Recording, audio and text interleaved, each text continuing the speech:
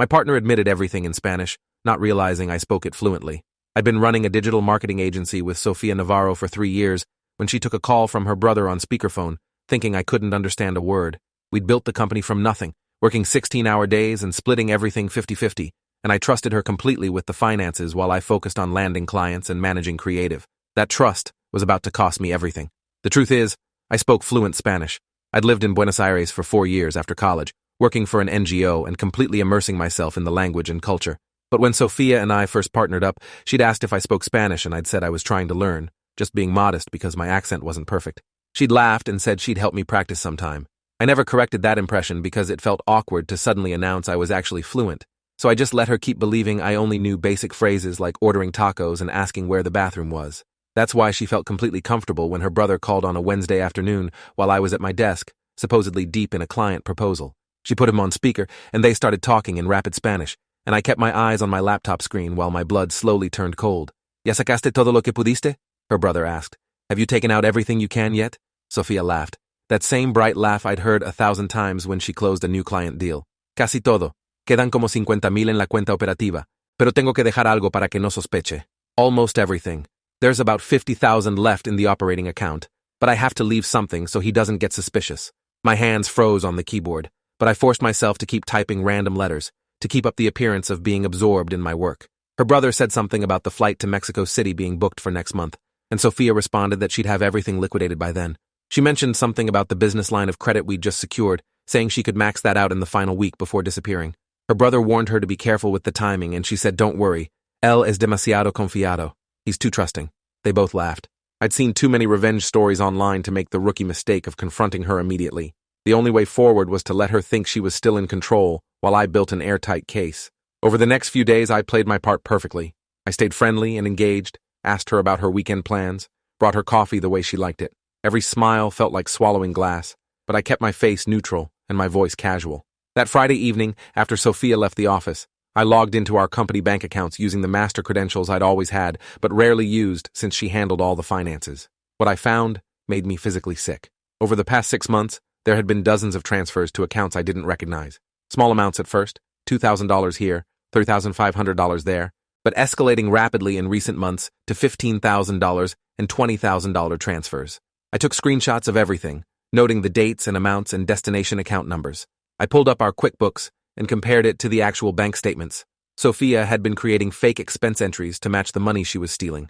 Contractor payments that never happened, software subscriptions for services we didn't use, office supply purchases for amounts that would buy enough printer paper to fill a warehouse. The accounting was sophisticated enough that I'd never questioned it during our brief monthly financial reviews, where she'd show me summary reports, but never the detailed transactions. The business line of credit was even worse. We'd applied for it together 2 months ago, planning to use it to hire 2 new employees and upgrade our equipment. The bank had approved us for $100,000, and Sofia had told me we were keeping it unused for now, waiting for the right moment to deploy it. But when I checked, she'd already drawn down $67,000, creating fake invoices and purchase orders to justify the draws. All that money had been transferred to the same mysterious accounts where our operating funds had been going. I spent the entire weekend researching and planning. I found a criminal defense attorney named Richard Keller, who specialized in business fraud, and I scheduled an emergency consultation for Monday morning. I created a new email account Sofia didn't know about and forwarded every piece of evidence I could gather to myself. Screenshots of bank transactions, QuickBooks entries that didn't match reality, emails where Sofia had approved expenses that I now realized were fake. I backed everything up to 3 different cloud services because I'd read enough stories about evidence mysteriously disappearing. Monday morning, I met Richard at his office at 7 a.m. before heading to work. He reviewed everything I'd brought with a grim expression, making notes on a legal pad. He explained that what Sofia was doing constituted embezzlement, wire fraud, and potentially identity theft, since she'd been forging my signature on some of the financial documents. The amounts involved made it a serious felony. He asked if I wanted to pursue criminal charges or try to recover the money through civil litigation. I told him both. I wanted her prosecuted, and I wanted every penny back. Richard laid out a strategy. First, we needed more evidence of her intent to flee. Second, I should not confront her or change any of my behavior until we had everything documented and ready to file. Third, he'd contact the FBI since wire fraud was a federal crime, and the amounts involved crossed the threshold for serious prosecution. He made a call right there in his office, and by the time I left, a meeting was set with a federal agent for Wednesday. I went to work that Monday and acted completely normal. Sofia asked how my weekend was, and I told her about a movie I'd watched and a hike I'd taken, all casual conversation while my mind raced with what I knew. She mentioned being tired from helping her mom with some house projects, and I nodded sympathetically. Every word out of her mouth felt like another layer of betrayal. That afternoon, Sophia got another call from her brother. She switched to Spanish immediately, and I kept my eyes on my computer screen while my audio recording app captured every word. They discussed the timeline again. 3 more weeks, then she'd make the final big transfers and be on a plane. Her brother asked about me, whether I suspected anything. Sophia said absolutely not, that I was completely clueless about finances and trusted her blindly. She said, "Es como robarle dulces a un bebé." It's like taking candy from a baby. Wednesday morning, I met with FBI Special Agent Jennifer Reeves in a federal building downtown. Richard came with me, and we spent 2 hours walking through everything. Agent Reeves took detailed notes and asked specific questions about the timeline, the amounts, and Sophia's statements about fleeing the country. When I played her the audio recording from Sophia's call with her brother, Agent Reeves stopped the recording several times to make sure she understood the Spanish correctly.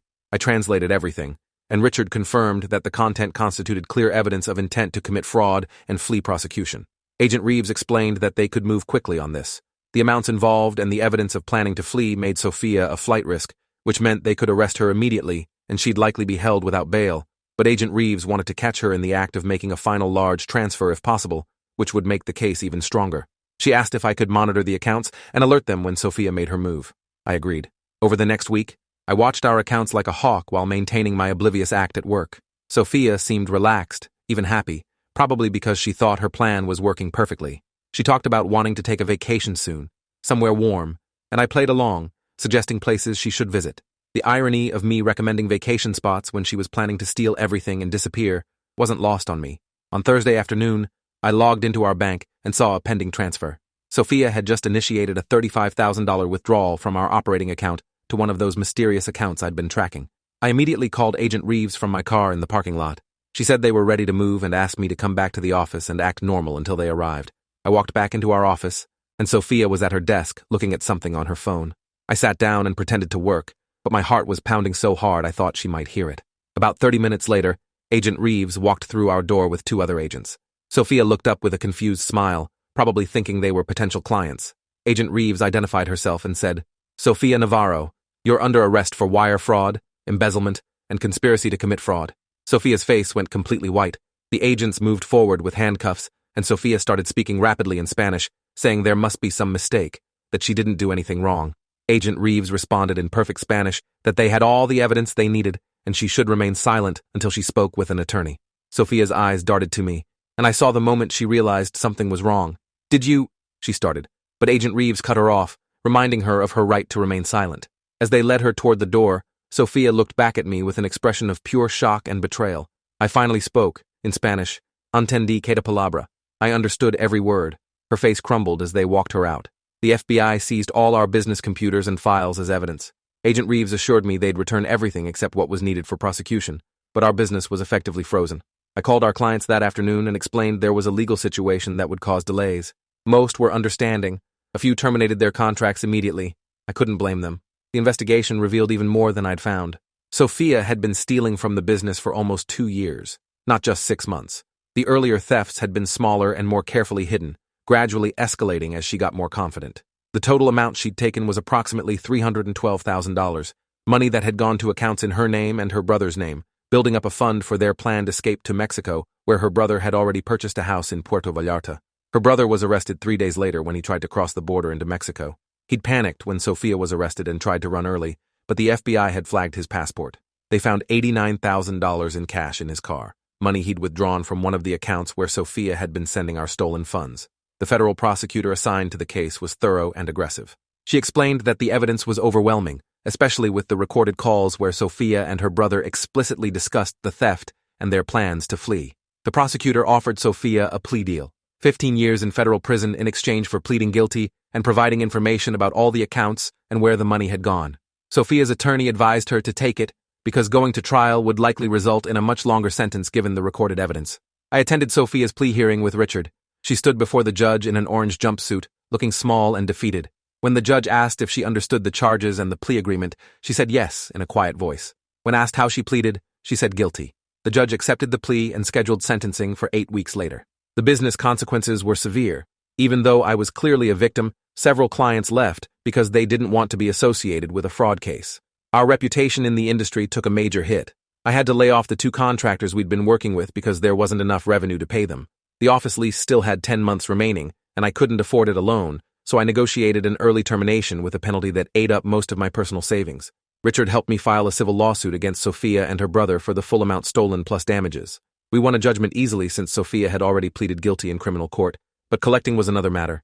The FBI had recovered about $94,000 from various accounts they'd seized, and that would eventually be returned to me, but the rest was gone. Sophia and her brother had spent significant amounts on their planned new life in Mexico, purchasing property, cars, and funding accounts that were now empty or tied up in Mexican banks that weren't cooperating with seizure orders. The sentencing hearing was brief. The prosecutor laid out the scope of Sophia's fraud, emphasizing the betrayal of a business partner and friend, the sophisticated planning, and the intent to flee the country. Sophia's attorney argued for a reduced sentence based on her cooperation and her acceptance of responsibility. The judge listened to both sides and then delivered a sentence of 17 years in federal prison, slightly more than the plea agreement had recommended because of the aggravating factors. I had the opportunity to give a victim impact statement. I stood at the podium and looked directly at Sophia. I told the judge how we'd built this business together, how I'd trusted her completely, and how that trust had been systematically exploited for years. I explained the financial devastation, not just to me personally, but to the employees and contractors who'd lost work, to the clients who'd been affected by the chaos. I mentioned the emotional toll of discovering that someone I'd considered a close friend had been mocking me as an idiot while stealing everything we'd built. Sophia cried during my statement, but I felt nothing watching her tears. The person I'd been friends with had never really existed. The real Sophia was someone who could laugh about stealing from a partner, who could plan an elaborate fraud while smiling to my face every day, who could call me an idiot for trusting her. I sat down when I finished, and the judge thanked me for my statement before adjourning the hearing. Rebuilding took a year. I moved the business operations to a home office to cut costs and slowly started taking on new clients. I had to completely rebuild the company's reputation, taking smaller projects at first and gradually proving that the fraud had been Sophia's doing, not a systemic problem with how I ran business operations. I hired a proper bookkeeper who wasn't me or a business partner, someone independent who provided monthly reports I actually reviewed in detail. The FBI eventually returned $94,000 of the recovered funds. After legal fees and other costs, I ended up with about $61,000, which I used to stabilize the business and pay off some of the debt I'd accumulated keeping things running during the investigation. It wasn't anywhere close to what had been stolen, but it was something. The civil judgment against Sophia and her brother remained on the books, technically collectible if they ever had assets in the future, though Richard was honest that I'd probably never see another penny. Richard had been right about everything. The evidence had been overwhelming, the criminal case had been straightforward, and the civil judgment had been easy to win but hard to collect. He'd prepared me for all of it, managing my expectations while still fighting aggressively for every possible recovery. His bill was substantial, but fair, and he let me pay it off over time as the business recovered. I started attending a support group for people who'd experienced financial fraud by people close to them. The stories were remarkably similar. Trusted partners or family members who'd systematically stolen while maintaining an appearance of normalcy, betrayal that wasn't just financial, but deeply personal. Hearing others' experiences helped me process my own anger and grief. One member of the group, a woman named Patricia, who'd been defrauded by her sister in a real estate scam, became a close friend. She understood the specific pain of betrayal by someone you'd trusted completely. My Spanish fluency became something I was open about now. I even wrote a blog post about the experience that went viral, explaining how hidden knowledge had saved me from even worse losses. People reached out with their own stories of discovering fraud through overheard conversations or emails read in languages the perpetrator didn't know the victim understood. There was a whole community of people who'd been saved by knowledge their betrayers didn't know they possessed. 2 years after Sophia's arrest, the business was stable again. I'd built a new team, all independent contractors I didn't have partnerships with, all working under clear contracts with proper oversight. I'd implemented financial controls that would have caught Sophia's fraud much earlier if they'd been in place from the beginning. Every expense over $500 required 2 approvals. Every bank account was reviewed monthly in detail, not just summary reports. I'd learned the hard way that trust without verification was just an invitation for betrayal. I never visited Sophia in prison. Some people asked if I felt any sympathy for her, if I ever thought about forgiveness. The answer was no. She hadn't made a mistake or a bad decision in a moment of weakness. She'd planned and executed a systematic fraud over years, laughing with her brother about how stupid I was for trusting her. She'd been willing to destroy everything we'd built and leave me with nothing but debt. That level of calculated betrayal didn't deserve forgiveness, only consequences. The business eventually grew past where it had been before the fraud. I landed some major clients who appreciated my transparency about what had happened and how I'd restructured operations to prevent it from happening again. That openness became a competitive advantage, showing potential clients that I took financial controls seriously and had learned from painful experience. 3 years after Sophia's sentencing, the agency employed 12 people, and was profitable enough that I could finally pay myself a decent salary again. Sometimes I think about those conversations I overheard, Sophia and her brother laughing about stealing from an idiot who trusted too much. They'd been right that I trusted too much, but wrong that it made me an idiot. Trust is necessary for partnerships and relationships and business. The fault wasn't in my trusting, it was in Sophia's betraying. I refused to let her corruption turn me into someone suspicious and closed off. I'd just learned to trust differently, with verification, with oversight, with systems that didn't depend on any single person's honesty. 5 years out, I sold the agency to a larger marketing firm for a price that finally made me whole financially. After paying off remaining debts and taxes, I walked away with enough to invest in my next venture and still have substantial savings. I started consulting with small businesses about financial controls and fraud prevention, using my experience to help others avoid what I'd gone through. The work was meaningful in a way that running an agency never quite had been, helping people protect what they'd built from the people they trusted most. Sophia would be in prison for another decade at least. Her brother had been sentenced to 8 years and would be released soon, facing immediate deportation to Mexico since he wasn't a U.S. citizen. I occasionally checked the federal inmate locator to confirm she was still incarcerated, not out of any desire for revenge, but just to know. That chapter of my life was closed, but the lessons remained. Trust carefully, verify constantly, and never assume that someone won't betray you just because they smile to your face. Thanks for watching. Take care.